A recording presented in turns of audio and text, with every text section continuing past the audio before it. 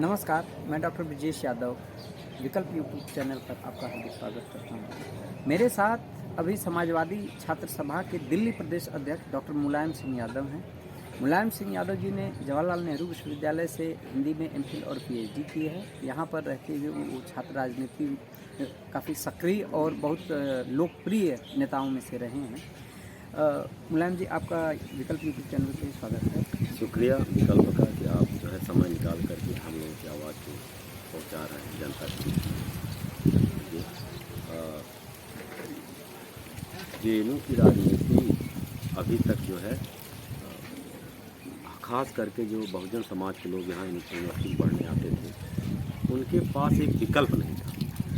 और वो विकल्प नहीं था चूँकि जो यूपी बिहार अन्य जगहों से आते जो एमपी ब्राह्मणकल, एमपी मनुवादी, आप सोशल स्तर पर कह लीजिए, या फिर जो है एंटी बीजेपी आरएसएस जो क्राउड आता है जो उनको नहीं चाहता है, समाज में उनकी विचारधारा को नहीं चाहता है, तो उसके लिए कोई यहाँ विकल्प नहीं था। तो बाकी लोग लेफ्ट में जाते थे कि वो किसानों मजदूरों की बात करता था, तो सब लोग जो है स्वाभाविक रूप से अट्रैक्शन उसका वही, क्योंकि जो किसान मजदूर परिवार से आया है उनके लिए स्वाभाविक अट्रैक्शन लेफ्ट था। क्योंकि इसके अलावा जो है और हमारे पास जो है जो समाजवादी थे उनका विकल्प नहीं है, मौजूद नहीं। अब जब विकल्प मौजूद है, उनकी राजनीति भी मौजूद है, उनका असर्शन भी मौजूद है, उनकी आइडेंटिटी, उनके क्वेश्चन, उनके राजनीति करने के तरीके भी अपने हैं, तो अब उनकी राजनीति वो खुद कर रहे हैं, उसके मालिक हैं।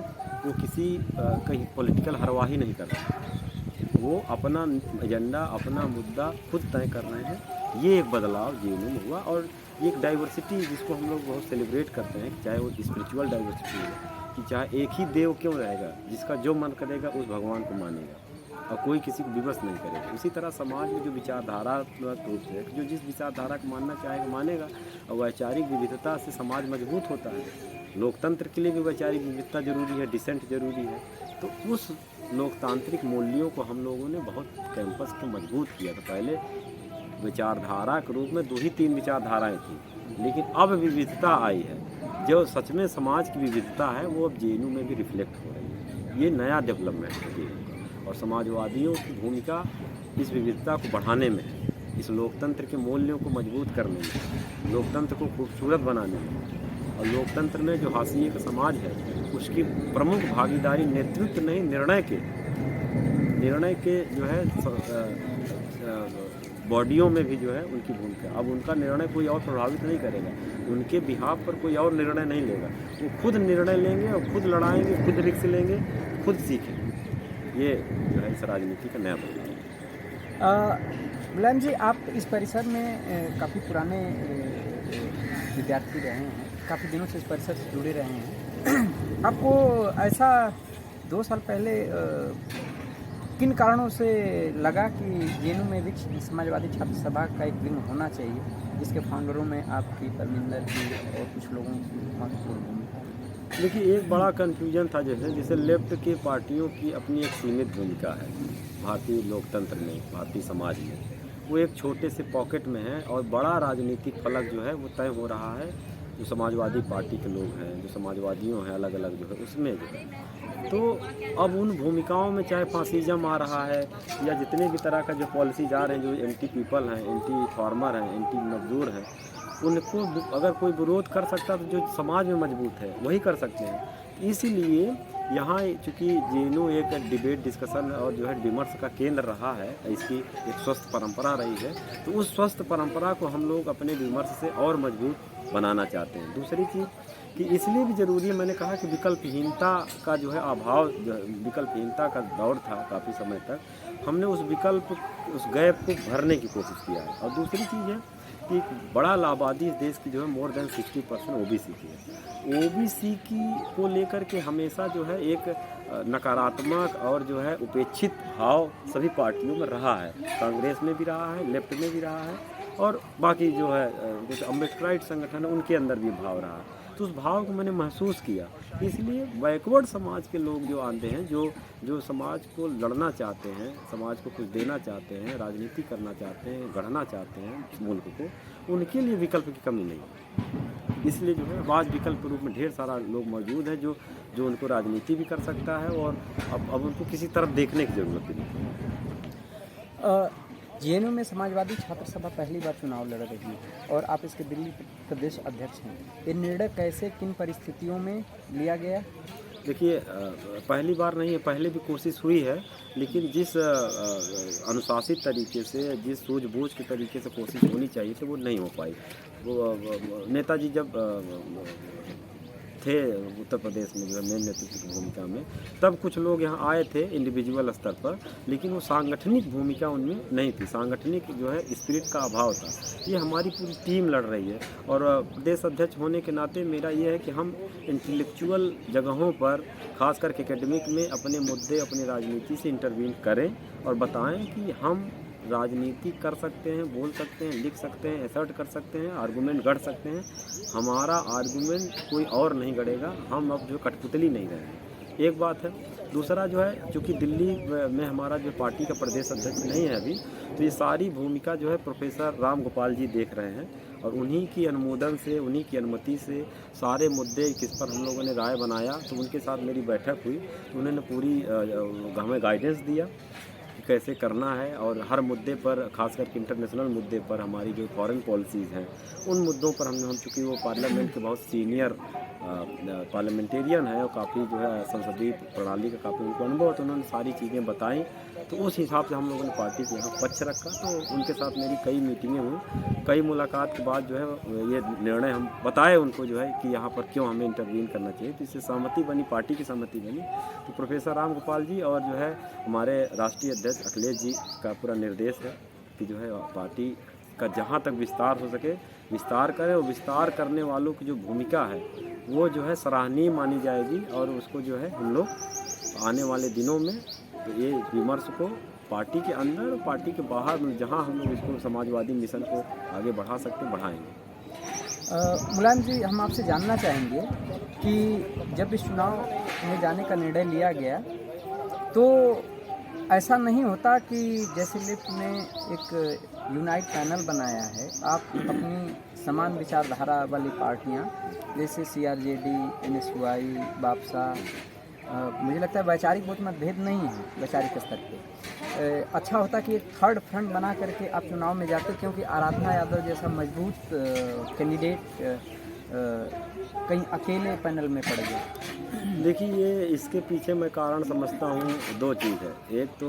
जो बाबा साहब कहते थे ग्रेडेड इनइक्वालिटी का जो सिद्धांत है, जो काम करता है भारतीय समाज में जातियों में, एक तो उसका कारण ये है। दूसरा ये है कि क्योंकि सब पिछड़े दलित समाज के लोग हैं जो राजनीति कर रहे हैं, तो वो पिछड़ापन उनकी दूरदर्शिता में, चेतना में झलकता है। अगर हम दूरदर्शी हैं, दूर तक सोच पाते तो यह जो है गोलबंदी बन पाती।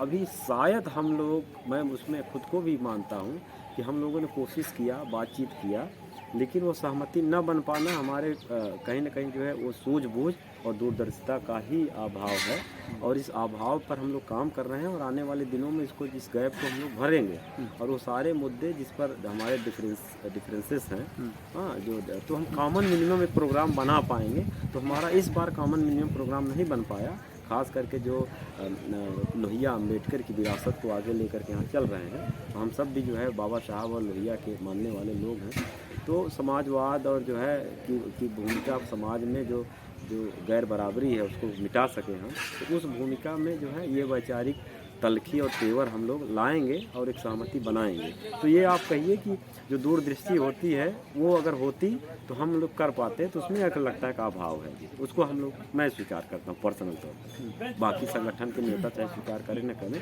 मेरे अपना मानना है कि ये दूरदर्शिता के अभाव का ही परिचायक है कि हम ये सहमति नहीं बना पाए और हम ये नहीं, मतलब और कलेक्टिव स्पिरिट के साथ इस चुनाव में तो हम जीत सकते हैं, ऐसा कुछ नहीं, हम कोई भी किला फतह कर सकते हैं, हमारे पास इतनी ताकत, इतनी सूझबूझ है। और ये 90 के बाद की जनरेशन है, जो पहली बार फर्स्ट जनरेशन है जो यूनिवर्सिटियों में आई है, और उसके पास बहुत सारी चीज़ों का अभाव होता है, बहुत सारी चीज़ें कमियां हैं, पहली बार हो रहा है। तो हम लोगों के लिए यूनिवर्सिटी की दुनिया पहली दुनिया है तरह के लिए, तो वो बहुत सारी कमियाँ। जेएनयू में बहुत दिनों के बाद समाजवादी छात्र सभा ने पहली बार, एक तरीके से लंबा गैप रहा है, तो पहली बार आराधना यादव जैसा मजबूत कैंडिडेट आता है और अध्यक्षीय वक्तव्य के बाद लड़की देश भर में चर्चित होती है। इसके पीछे की प्रक्रिया, तैयारी और इसको कैसे देखते हैं? क्या जनता से आपको क्या रिस्पांस आ रहा है? देखिए, इसमें ये था जैसे कि कैंपस हम लोगों ने ये माना था कि जो है हम अपनी राजनीति करेंगे और जो हमारी सोच समझ विचारधारा उसको बहुत मजबूती से सेट करेंगे। तो हमने बहुत सारा पार्टी के अंदर जो है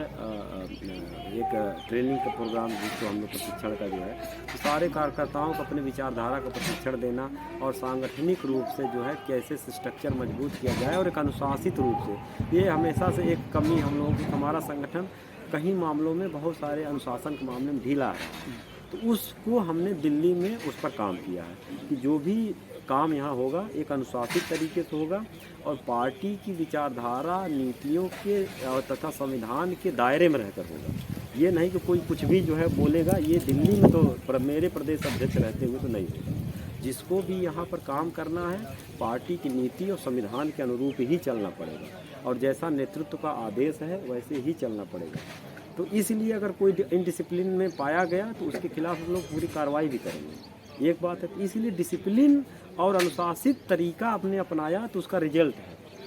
आने वाले दिनों में हमारा स्ट्रक्चर पर जितना ज़्यादा काम होगा, स्ट्रक्चर हमारा जितना मजबूत होगा, हमारी प्रभावी अभिव्यक्ति उतनी ज़्यादा होगी। आपने असल में एक काउंसलर पद पे धीरेश तिवारी को उतारा है, ये निर्णय कैसे निकला? देखिए, हमारी पार्टी जो है सारी बिरादरियों की जो है एकता और जो है उसके उत्थान और कल्याण के बारे में सोचती है और ख़ास करके पार्टी के संविधान में लिखा हुआ है कि हम जो इस देश के मार्जिनलाइज सेक्शन में महिला हैं, गरीब हैं, पिछड़े हैं, उनके लिए विशेष अवसर की बात हम ऐसा करते हैं। ये हमारे पार्टी के कॉन्स्टिट्यूशन में लिखा हुआ है। तो ऐसे में हर बिरादरी के लोग के चलना, क्योंकि हर बिरादरियों की भूमिका इस समाज में है, इस देश को चलाने में है और जो समाज के लोग पिछड़ गए हैं, जिनकी भूमिका को रिकॉग्नाइज नहीं किया है, उसको भी हम लोग ला रहे हैं और जो पहले से भूमिका में है उनको भी स्वीकार कर रहे हैं। तो हमारा कोई समाज में जोड़ने की भूमिका है, सकारात्मक भूमिका। हम नकारात्मक राजनीति नहीं करते, हम कंस्ट्रक्टिव पॉलिटिक्स करते हैं। डिस्ट्रक्टिव पॉलिटिक्स समाज को तोड़ने में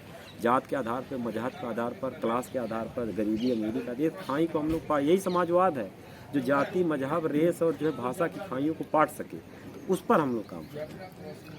तो आप देख रहे थे समाजवादी छात्र सभा के दिल्ली प्रदेश अध्यक्ष डॉक्टर मुलायम सिंह यादव का इंटरव्यू।